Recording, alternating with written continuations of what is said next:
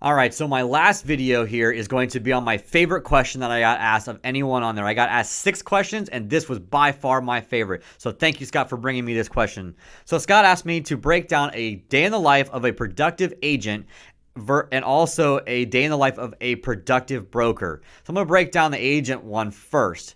So we are all about productivity here at Out Fast Realty and Investments. We actually put our agents and myself go through a training every quarter called Insane Productivity by my mentor, Darren Hardy, who wrote The Compound Effect, The Entrepreneurial Roller Coaster, and also does Darren Daily every single day. Check those out while you're at it.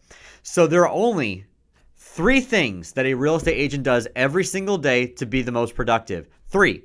Not 185, like those are 185 things that you guys have to do on a daily basis, but not everything has to be done by you. So to be the most productive thing, you only have 3 vital functions that you do every single day as a realtor to be successful. And so let me go through those 3 things. Again, only 3 things.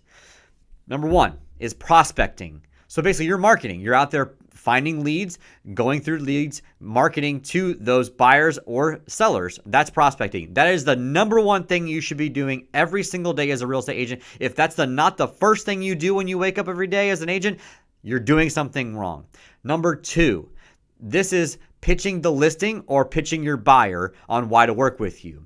So that is literally number 2. So you've done all the marketing and prospecting. Now you're sitting in front of your client or your customer, and your next job is to pitch them on the listing or pitch them on the buyer agreement.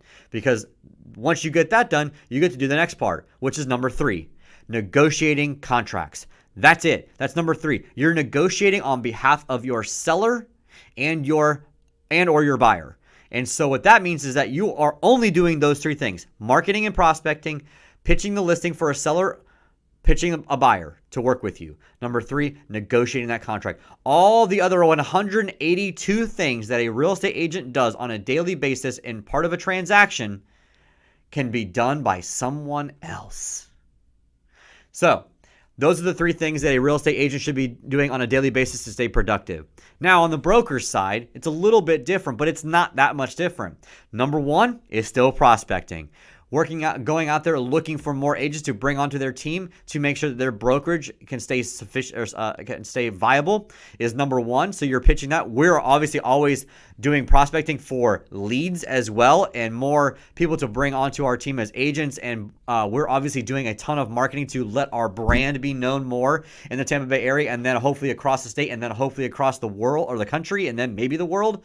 But like, we are always marketing and prospecting for leads for multiple different aspects of our real estate brokerage. Number 2, then we're pitching. We're meeting with agents. We're meeting with investors. We're meeting with partners. We're building strategic relationships with our title companies, our insurance brokers, our mortgage brokers, and those people that we're having those high level type of meetings and pitching them on why they should work with us and our agents versus anyone else. That's number 2. You guys see a similarity here, I'm hoping. And number 3 is you're negotiating big deals. Gee, that's exactly the same thing. It's just we're doing 3 different aspects of in the real estate business, but it's the same 3 things, just a little bit different. So we're negotiating big contracts. Like I worked out a big contract, or working on a big contract this week with a marketing company to help us with our digital presence and partnering with them to make things happen. We have signed big deals on other marketing channels that we're doing. All I'm doing right now is thinking high level as a brokerage, and we are doing things that no one else is doing out there in the Tampa Bay market, and you're going to see what I mean very soon. So hopefully, Scott, that helped break down what a productive day as an agent versus a productive day as a brokerage looks like. So let me know if you have any questions, and I hope that you guys got a lot of value out of this quick little mini series here.